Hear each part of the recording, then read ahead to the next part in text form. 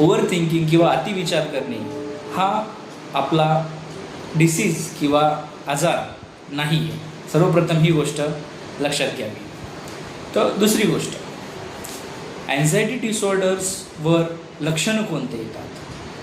त्यामध्ये चिंता विकारामध्ये घबराहट होणे, अतिविचार होणे, काहीतरी आपल्यासोबत काही वाईट होईल असा भास होणे, किंवा मग सतत एक चिंतायुक्त किंवा घबराहटमध्ये आपला दिवस किंवा दिनचर्या आपली पूर्ण त्यानुसार आपण फील आपल्याला होत असतो. ठीक आहे. तो कोणता पण अँझायटी असेल, डिसऑर्डर असेल किंवा एखादा थॉट्स असेल, एखादा विचार असेल, बरोबर आहे, कोणतीही आपल्याला घबराहट ही फक्त केवळ विचाराच्या माध्यमातून होत असते.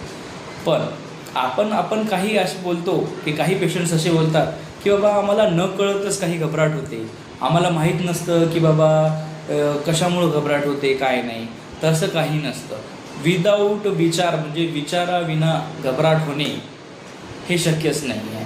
हे थॉट्स जे आहेत, जे विचार जे आहेत, काहीतरी आपल्या डोक्यात लपलेले आहेत किंवा मग त्याला खुंटलेले आहेत, तो विचार शोधून काढणे हा त्याच्यावर एक सर्वात उत्तम सोल्युशन आहे.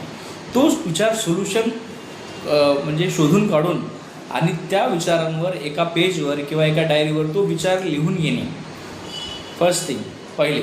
आणि दुसरी गोष्ट, हा विचार आपल्या जे थॉट्समध्ये जे घबराहट पैदा करतो आहे, चिंता पैदा करतो आहे, हा विचार बाबा हा सत्य आहे किंवा चुकीचा आहे, आपल्या ब्रेनमध्ये, आपल्या दिमागामध्ये किंवा आपल्या बुद्धीमध्ये, वॉटेवर तुम्ही काही पण बोलू शकता. ठीक आहे. तर त्यामध्ये विचार जेव्हा येतो हा चुकीचा आहे का हा सत्य आहे म्हणजे खरा आहे, ते हे जो फेज असतो याच्यामधलं जे आपलं डिसिजन मेकिंग जे असतं हा सत्य आहे किंवा हा रॉंग आहे, थॉट्स म्हणजे गलत विचार आहे. ठीक आहे. तर मग हे आपण बाबा एक प्रूफ आपल्याकडं का आहे बाबा हा विचार एक सत्य आहे म्हणून. जेव्हा एखादा गोष्ट एखादी सत्य आहे त्याला काय बेसिसवर प्रूफ असतं, बरोबर आहे. किंवा एखादी वस्तू जमिनीवर पडते, बरोबर आहे का, ग्रॅव्हिटी आहे म्हणून, हे ज्या मागचं सत्य आहे.